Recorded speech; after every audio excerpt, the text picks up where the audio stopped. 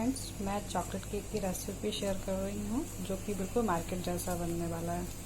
उसके लिए मुझे अमूल का फुल क्रीम मिल्क लगा है, चॉकलेट पाउडर है, रेगुलर आटा है जिससे हम चपाती बनाते हैं, और ये शुगर है, ये बेकिंग सोडा है। मैंने सारा मेज़रमेंट कप के थ्रू किया हुआ है।